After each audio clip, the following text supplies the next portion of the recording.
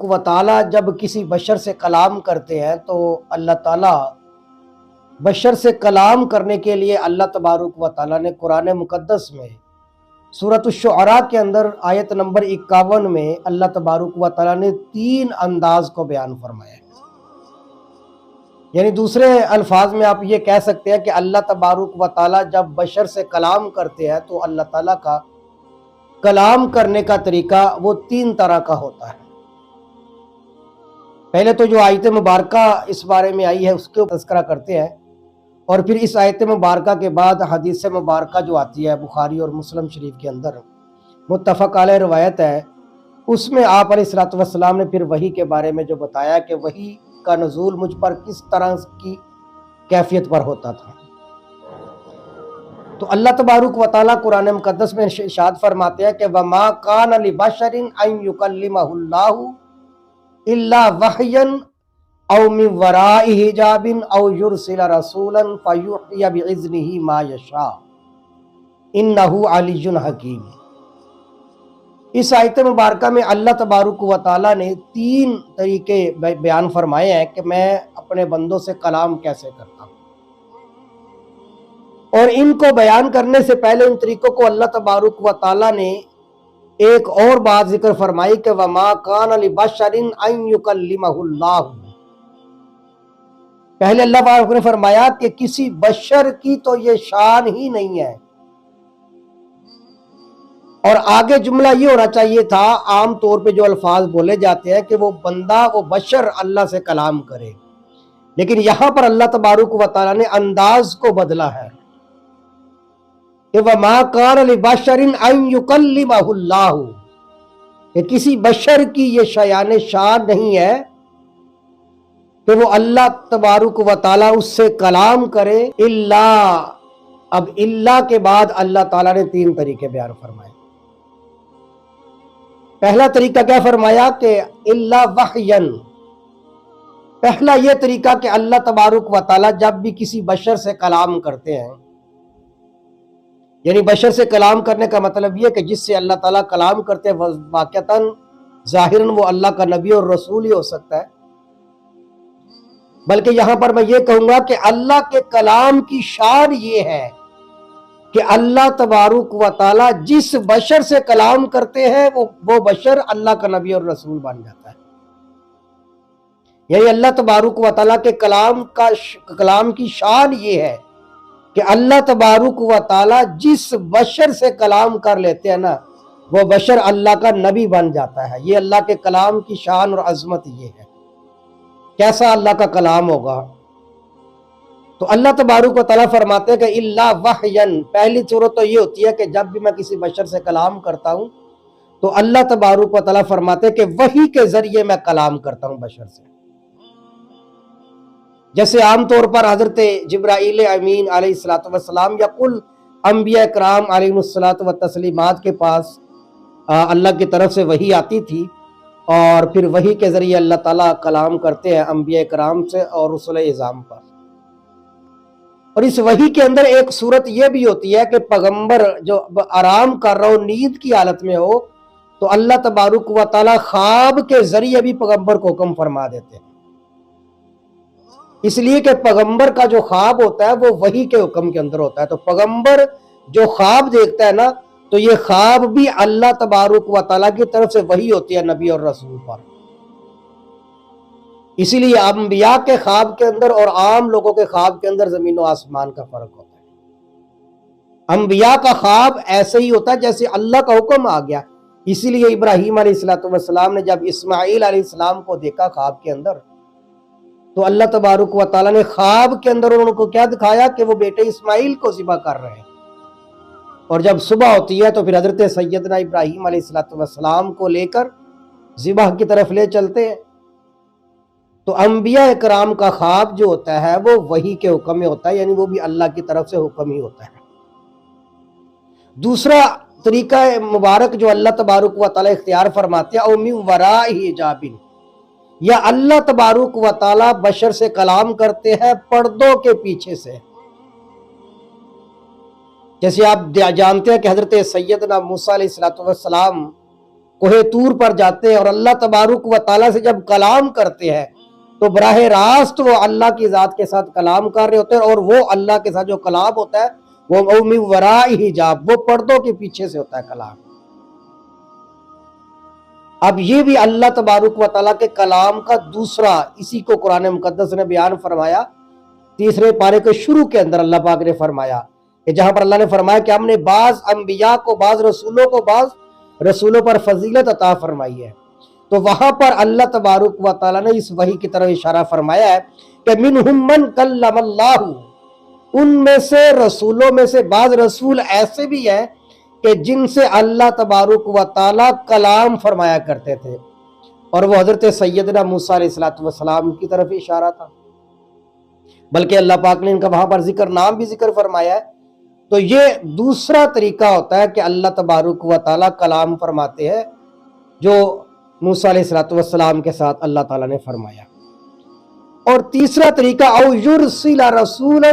فیوحی باذنہ ما یشاء، اور تیسرا اللہ تبارک و تعالیٰ فرماتے ہیں قرآن مقدس میں کہ اللہ تبارک و تعالیٰ اپنے بندوں میں سے کسی بندے کے پاس اپنا فرشتہ بھیج دیتے ہیں، جیسے حضرت سیدنا جبرائیل امین علیہ السلام انبیاء اکرام اور رسول اعظام کے پاس آیا کرتے تھے اللہ تعالیٰ کا پیغام لے کر۔ تو یہ تین طریقے اللہ تبارک و تعالیٰ کے کلام کرنے کے، اور اللہ کا کلام کرنے کے انداز اور طریقہ کار جو ہے وہ اللہ تبارک و تعالیٰ نے اس آیت مبارکہ کے اندر ذکر فرمایا۔ پہلی صورت کیا ہوتی تھی کہ اللہ تبارک و تعالیٰ وحی کے ذریعے کلام کرتے ہیں، اور وہ وہی بعض دفعہ خواب کی صورت میں بھی اللہ تعالیٰ کا حکم بن جاتا تھا،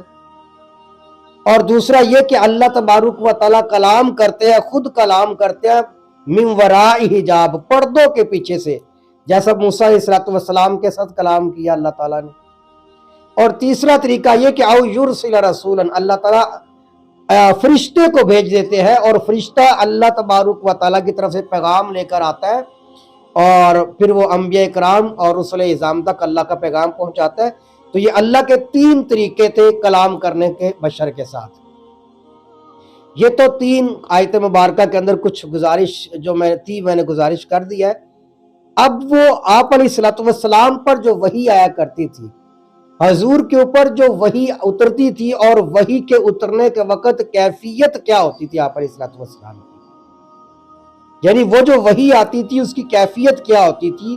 اس کی صورتحال کیسی ہوا کرتی تھی، اس کو اللہ کے محبوب علیہ السلام نے اپنی احادیث مبارکہ کے اندر بیان فرمایا ہے، اور وہ حدیث مبارکہ بخاری شریف کے اندر بھی ہے اور مسلم شریف کے اندر بھی ہے، یعنی صحیحین کے اندر، جس کو متفق علیہ روایت کہا جاتا ہے۔ یعنی متفق علیہ روایت وہ ہوتی ہے کہ جو بخاری شریف کے اندر بھی ہو اور مسلم شریف کے اندر بھی ہو۔ اس میں آتا ہے کہ حضرت عائشہ صدیقہ رضی اللہ تعالیٰ عنہ روایت کرتی ہیں کہ حضرت حارث بن ہشام نے ایک مرتبہ سأل رسول اللہ صلی اللہ علیہ وسلم، حارث بن ہشام نے ایک مرتبہ آپ علیہ السلام سے سوال کیا، کیف یاتیک الوحی، یا رسول اللہ، اے اللہ کے رسول بتائیں کہ آپ کے پاس وحی کیسے آتی ہے، یعنی وحی کی کیفیت کیا ہے۔ آپ علیہ السلام سے یہ سوال کیا۔ حضرت حارث بن ہشام نے تو سوال یہ کیا تھا کہ حضور آپ پر وحی کیسے آتی ہے، تو اللہ کے محبوب علیہ السلام نے ان کا سوال وہی رکھا، لیکن یہ کہ آپ علیہ السلام نے سوال کے جواب کو انداز کو بدل کر سوال کا جواب دیا، یعنی ان کے سوال کو بدلا بھی نہیں، لیکن وہ سوال پوچھنے کی بجائے جو اس سے بہتر سوال تھا پوچھنا، اللہ کے محبوب علیہ السلام نے اس کا جواب عنایت فرما دیا۔ اور آپ علیہ السلام نے پھر فرمایا کہ میرے پاس جب اللہ تعالیٰ کی طرف سے وحی آتی ہے تو آپ علیہ السلام نے دو طریقے بتائے کہ جب میرے اوپر وحی نازل ہوتی ہے تو دو طریقے سے آتی ہے۔ ایک طریقہ تو اللہ کے نبی نے فرمایا کہ جب میرے پاس وحی آتی ہے نا تو گھنٹی کے بجنے کی آواز آتی ہے میرے کانوں کے اندر، یعنی جیسے ایک گھنٹی بجتی ہے تو گھنٹی کے بجنے کی جو آواز ہوتی ہے نا، اس طرح گھنٹی بجنا شروع ہوتی ہے، اور وہ وحی کی جو ہے نا کیفیت مجھے آنا محسوس ہو جاتی ہے۔ اور پھر حضور نے فرمایا کہ ایک تو یہ جب کیفیت ہوتی ہے اور یہ جب وحی آتی ہے تو آپ علیہ الصلوۃ والسلام نے فرمایا کہ وَهُوَ أَشَدُّ عَلَيَّ، یہ وحی کی صورت مجھ پر زیادہ سخت ہوتی ہے بنسبت دوسری کی۔ یعنی یہ جو آپ علیہ الصلوۃ والسلام فرماتے ہیں کہ گھنٹی کے بجنے کی جو کیفیت ہے، آپ نے فرمایا کہ یہ مجھ پر بہت سخت ہوتی تھی، اور فرمایا کہ جب تک وہ گھنٹی بجتی رہتی تھی تو آپ علیہ السلام نے فرمایا جب وہ ختم ہوتی تھی مجھ سے تو میں جو کچھ اس کے اندر اللہ کی طرف سے وحی بیان ہوتی تھی وہ ساری کی ساری مجھ پر یاد ہو چکی ہوتی تھی، یعنی میں اس کو یاد کر لیا کرتا تھا۔ اور اسی وجہ سے آپ علیہ السلام نے فرمایا چونکہ جب تک وہ وحی تھی اس وحی کے اندر اندر پھر میں نے اس کو اپنے ذہن میں سمانا بھی ہوتا تھا، اسی لیے وہ زیادہ مشکل بھی تھی، اور آپ علیہ الصلوۃ والسلام نے فرمایا کہ یہ مجھ پر زیادہ مشکل ہے۔ تو ایک صورت تو آپ علیہ الصلوۃ والسلام نے فرمایا کہ مجھ پر جب وحی نازل ہوتی ہے تو گھنٹی کے بجنے کی آواز کسی کیفیت ہوتی ہے میرے اوپر، اور دوسری صورت آپ علیہ الصلوۃ والسلام نے فرمایا کہ وحی کی یہ ہوتی ہے کہ اللہ تبارک و تعالیٰ کسی فرشتے کو انسانی شکل کے اندر بھیجتے ہیں، اور وہ فرشتہ انسانی شکل کے اندر آ کر مجھ سے کلام کرتا ہے، اور اللہ تعالیٰ کی طرف سے جو وحی لے کر آتا ہے وہ وحی مجھ پر وہ پڑھتا ہے، اور پھر میں اس وحی کو یاد کر لیتا ہوں، اور پھر یاد کرنے کے بعد آگے اللہ کے بندوں تک پہنچا دیتا ہوں۔ تو یہ دو جو طریقے اللہ کے محبوب علیہ الصلوۃ والسلام نے فرمایا کہ میرے اوپر وحی کے طریقے ہیں، کیفیت کے طریقے مجھ پر آتے ہیں، اور پھر آپ علیہ الصلوۃ والسلام کی یہ حدیث مبارکہ بیان جب آپ فرما لیتے ہیں تو راویہ حضرت عائشہ صدیقہ رضی اللہ تعالیٰ عنہ فرماتی ہیں کہ اللہ کے محبوب علیہ الصلوۃ والسلام سخت سردی کے اندر بھی جب آپ علیہ الصلوۃ والسلام کی ذات پر اللہ تعالیٰ کی طرف سے وحی نازل ہوتی تھی نا، حضرت عائشہ فرماتی ہے کہ سخت سردی کے اندر بھی میں دیکھتی تھی کہ اللہ کے محبوب علیہ الصلوۃ والسلام کے چہرے مبارک پر پسینہ آ جایا کرتا تھا، بلکہ وہ فرماتی ہے کہ پسینہ بہنا شروع ہو جاتا تھا، اس قدر وحی کے اندر طاقت ہوا کرتی تھی۔ یہ حضرت عائشہ صدیقہ رضی اللہ تعالیٰ عنہ فرماتی ہے، اسی لیے ایک اور حدیث مبارکہ میں آتا ہے، ایک صحابی بیان فرماتے ہیں کہ آپ علیہ الصلوۃ والسلام اونٹنی کے اوپر سوار تھے، اور اچانک اللہ تبارک و تعالیٰ کی طرف سے وحی کا نزول ہو جاتا ہے۔ جب وحی نازل ہوتی ہے تو وہ جو اونٹنی ہے وہ وحی کا وزن اس سے برداشت نہیں ہو رہا تھا، تو اللہ کے محبوب علیہ الصلوۃ والسلام اونٹنی کو چھوڑ کر آپ علیہ الصلوۃ والسلام پھر زمین پر بیٹھ جاتے ہیں، یعنی اس قدر وحی کے اندر طاقت اور اس کی ہیبت اور قوت ہوتی اللہ تبارک و تعالیٰ کی طرف سے جو وحی اترتی تھی۔ تو یہ بڑی مبارک جو اللہ کا ظاہری بات ہے کہ اللہ کی طرف سے کلام ہے، اور وہ کلام کے لو انزلنا ھذا القرآن علی جبل، اللہ تبارک و تعالیٰ فرماتے ہیں کہ یہی قرآن جو ہم اگر اتار دیتے پہاڑوں پر لرأیتہ خاشعا متصدعا من خشیۃ اللہ، حضور آپ دیکھتے کہ وہ پہاڑ ریزہ ریزہ ہو جاتا اور اللہ سے کانپتے ہوئے اللہ کے حکم سے کانپ کر گر پڑتے، لیکن وہ اتنی طاقت اور قوت کو اللہ تبارک و تعالیٰ نے اپنے محبوب علیہ الصلوۃ والسلام کے سینہ مبارک، سینہ نور، اور وہ سینہ نور کے جس کو اللہ تبارک و تعالیٰ نے اپنے محبوب علیہ الصلوۃ والسلام کا سینہ نور جو چاک کیا، 4 مرتبہ آپ علیہ الصلوۃ والسلام کے سینے کو اللہ تعالیٰ کے حکم سے چاک کیا گیا، اور آپ کے دل کو دھویا گیا، آب زمزم کے ساتھ دھویا گیا۔ تو اللہ تبارک و تعالیٰ نے اس دل کے اندر پھر اتنا نورانیت رکھی تھی، اتنا نور اور اتنی تقویت رکھی تھی کہ وہ وحی کا بوجھ، قرآن کا بوجھ جو آسمان اور زمین اور پہاڑ برداشت نہیں کر سکتے تھے، وہ اللہ تبارک و تعالیٰ نے اپنے محبوب علیہ الصلوۃ والسلام کے سینے کے اندر اتنی طاقت رکھ دی کہ پھر اس وحی کی طاقت کو آپ علیہ الصلوۃ والسلام کے سینہ نور نے برداشت کیا، اور پھر دیکھیں حضور کے صدقے، آپ کے وسیلے اور آپ کے صدقے پھر امت تک وہ قرآن مقدس پہنچا، اور حضور کے سینے کی کتنی طاقت تھی کہ وہ ساری طاقت حضور کے سینے نے برداشت کر کے آگے امت تک حضور نے جو قرآن دیا، تو آج چھوٹے چھوٹے بچوں کے سینوں کے اندر بھی وہ قرآن پاک موجود ہے۔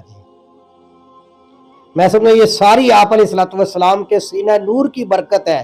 کہ وہ جو قرآن کی طاقت تھی اور جو اس کی قوت تھی وہ آپ علیہ السلام کے سینہ مبارک نے برداشت کی، اور پھر آپ کے صدقے سے، حضور کے وسیلے سے